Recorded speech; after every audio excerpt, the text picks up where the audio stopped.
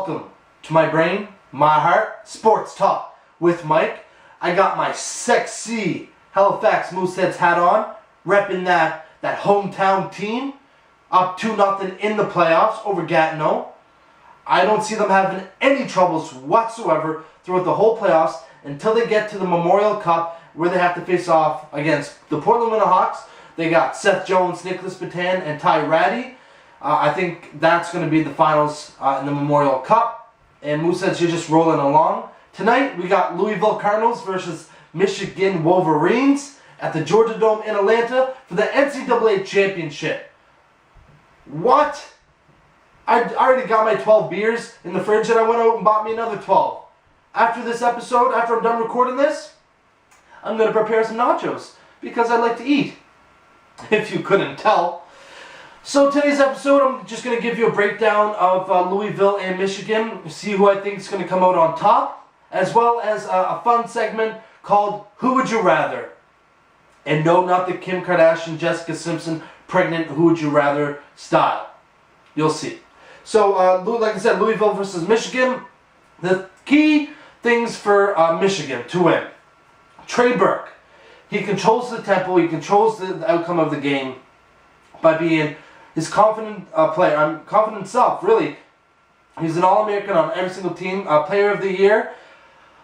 He had a slow start against Wichita State the other night, but that's okay. Sorry, against Syracuse the other night, not Wichita. Against Syracuse, he started off slow, but he picked it up in the second half. And he needs to control the tempo of the game. And what's great about Burke is he understands his teammates' tendencies, so he knows where they're going to be. He knows what their moves are going to be, and I like that about Burke. You got Tim Hardaway Jr. He is going to be the defensive guy for this game. You need him in your face. He needs to play a high-octane defense game, and that's going to be a really big drive for Michigan for this game. Nick Stauskas, the kid from Ontario, he had a tough game against Syracuse. He was throwing up bricks. He wasn't hitting anything. He didn't have a single point the whole night. And you need him to show up. You need him to put in 13 to 16 points, hit a couple three-pointers, because that's what he's there for. And when he hits threes, the entire team gets jacked. So that's about it. And then you got McGarry. He's a big man. He's going to rip down boards. He can put back a couple points here and there. But really, he's really rough. So that's going to be hard on Louisville. When he fouls. And that's going to wear down Louisville. Louisville, to win, they need to contain those four players. And then for the Louisville Cardinals, it starts and it will end with Russ Smith. He is their gem. He's their diamond. He's the thing that sticks out the most to me.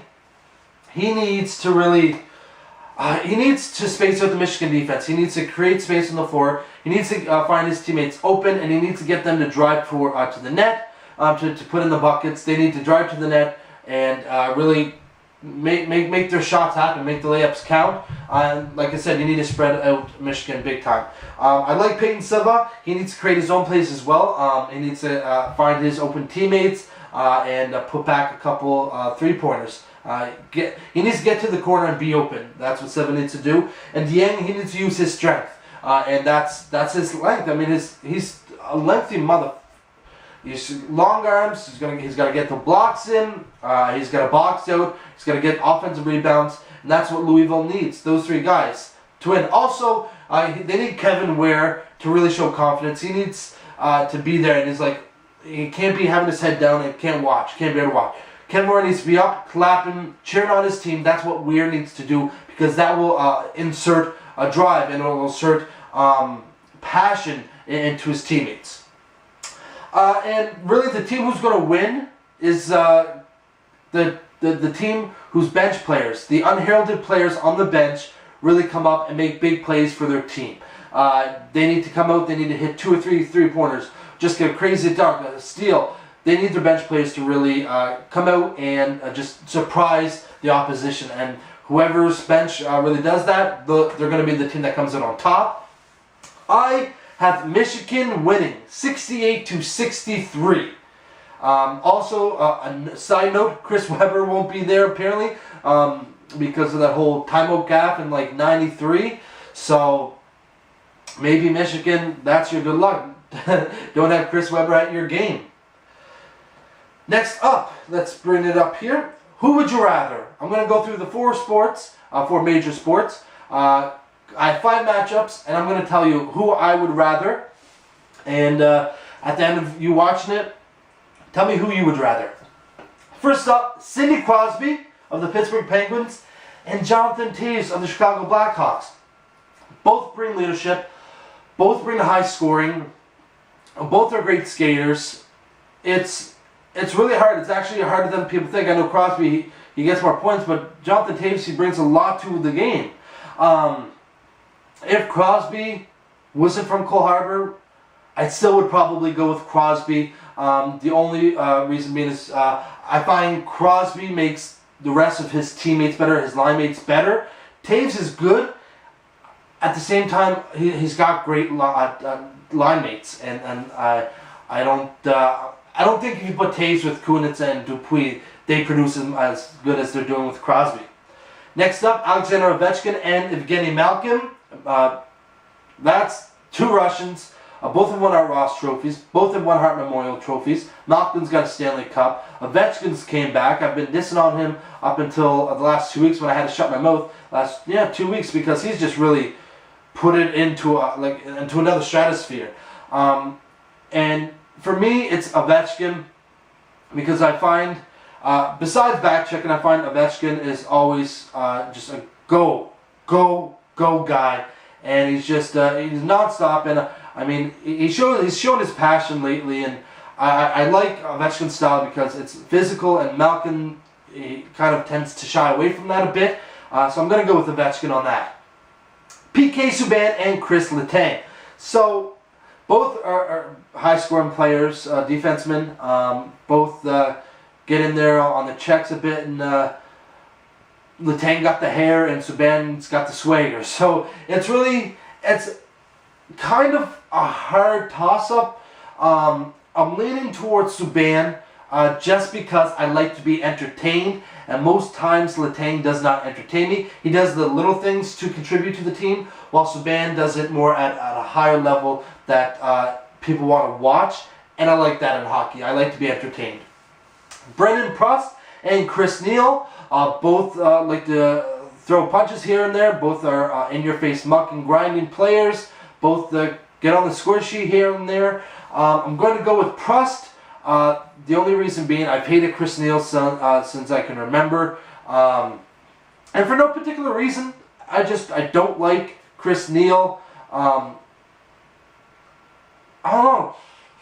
If I were to have someone on my team, I'd actually go with Neal. But I find watching the games, Prost is a harder opponent to face than Chris Neal is. I find he's a harder defensive forward than Chris Neal is. So I go with Prost.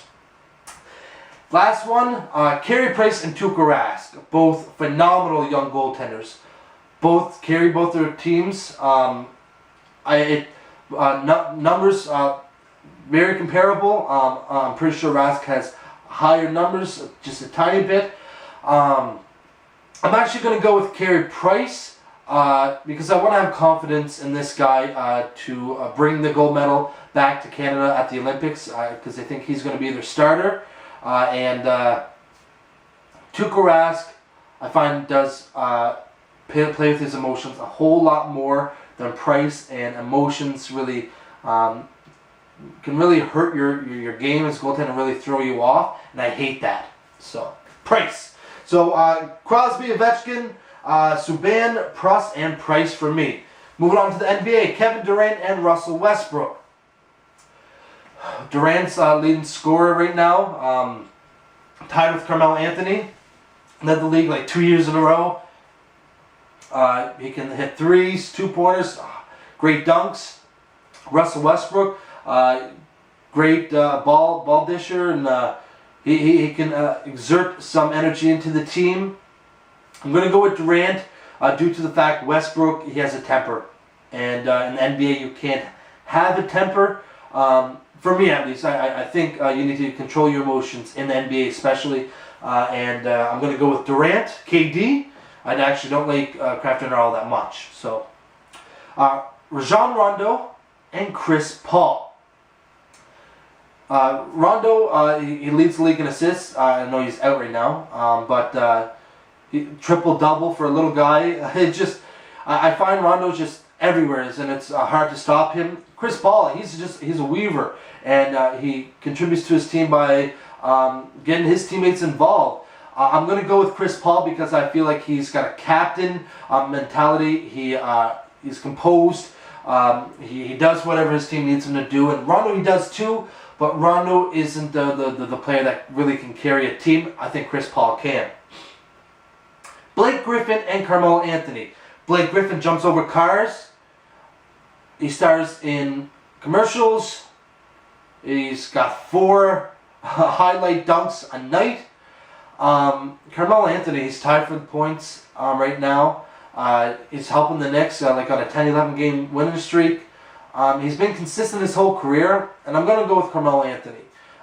Blake Griffin, he has Chris Paul. I find if you put him, say Griffin on the Knicks without Anthony, I don't think Griffin does as well. I'm going to be honest with you. And Carmelo Anthony, he's sick.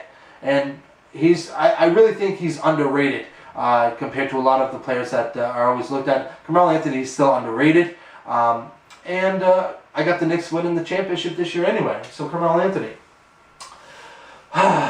Brooks Lopez and Chris Bosh. Both put up between 15 and 20 points per game. Both ripped down 8 to 10 rebounds per game. I think Lopez beats him on the rebounds per game. Bosh, I was close to picking Bosh because he did well for the Raptors when the Raptors didn't really have a supporting cast. But I think Lopez is a better defender, and defense for me from big guys really helps an NBA team out. I'm going to go with Lopez. Last, Kenneth Faried and Tristan Thompson, the Canadian from that plays for the Cleveland Cavaliers. Faried has those red locks, great rebounder, some pretty amazing dunks.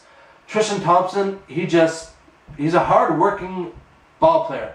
He's ripping down 10 rebounds per game. He's going to contribute. He's like on a double-double right now. And I'm going to go with Tristan Thompson. Canadian, a guy that's going to be consistent for you. And Kenneth Faried, I don't know if he's going to hold up long in the NBA. Next up, MLB. Mike Trout versus Bryce Harper. Mike Trout, 300 hitter, 30 home runs, 80 RBIs, 40 stolen bases, or 50 stolen bases.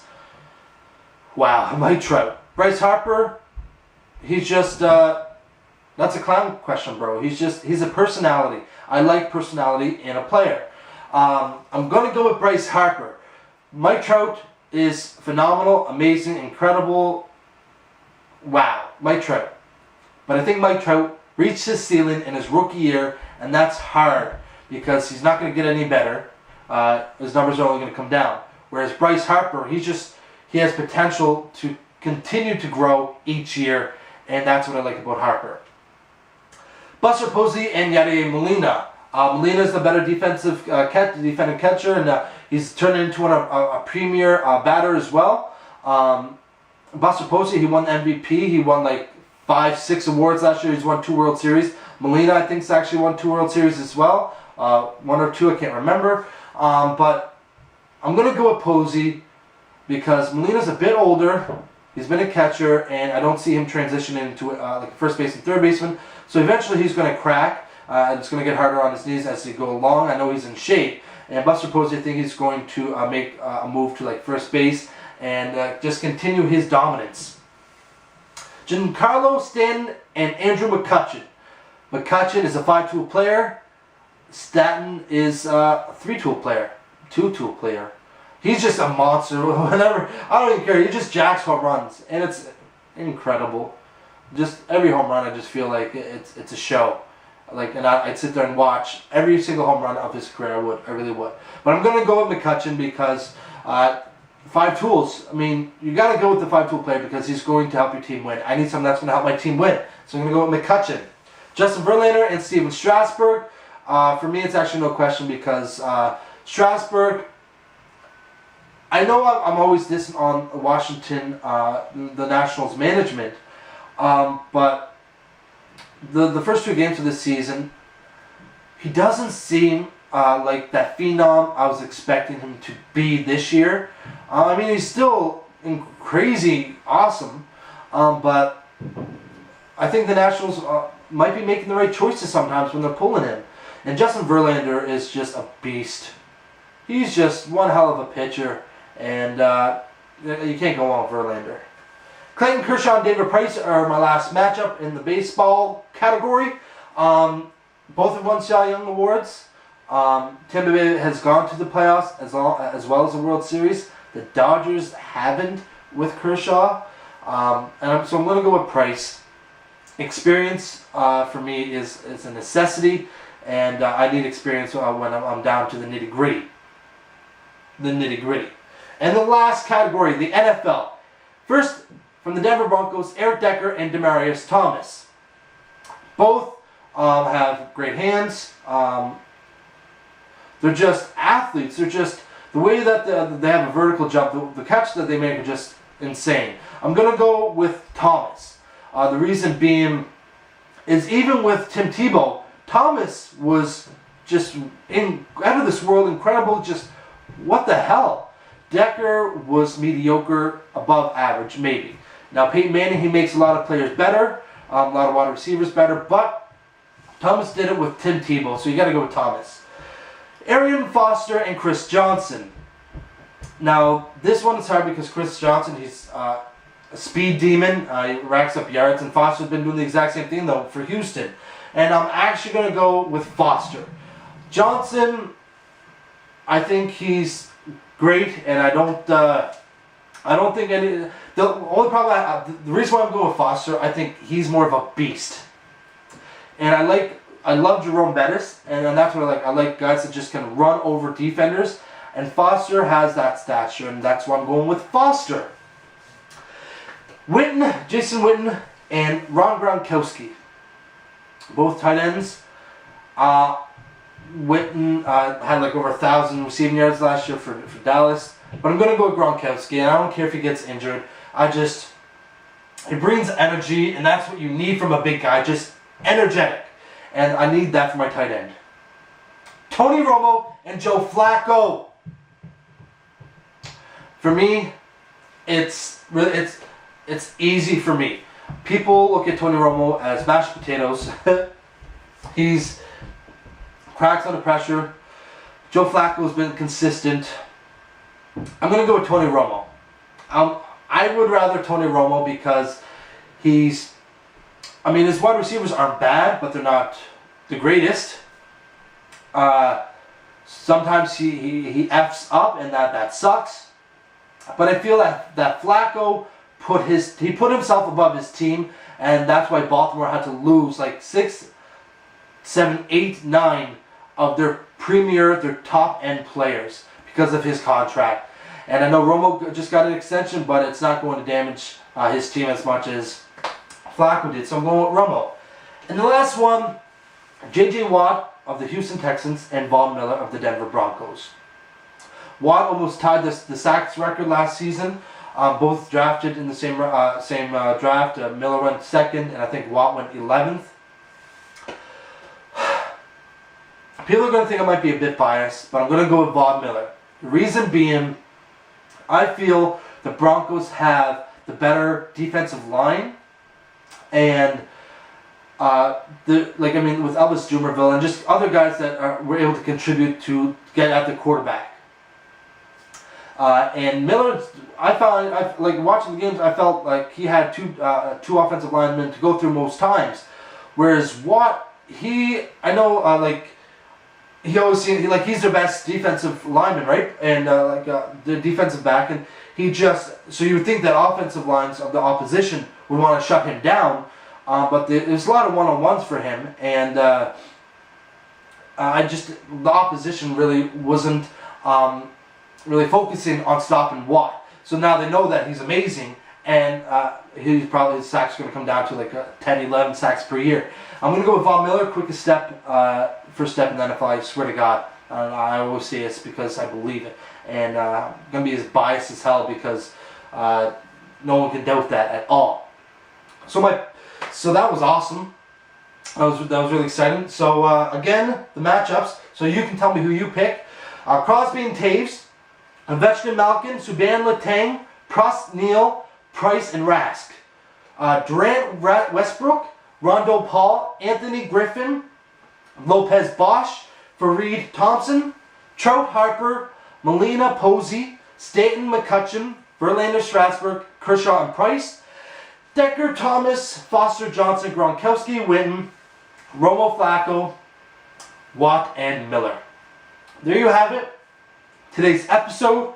I hope you enjoyed it because I know I sure as hell did. Make sure that you watch the game tonight. You eat lots of nachos and drink lots of beer because you should do exactly what I do, and I feel like I am a great teacher. But again, that's it for my brain, my heart, sports talk with Mike. Last but not least, follow me at Twitter at sportswithmike. Also, if there's a certain episode you'd like to see, something you'd like me to talk about, you can always message me, message me at Twitter at sportswithmike, or email me sportstalkwithmike@hotmail.com. Enjoy the game. Go Michigan!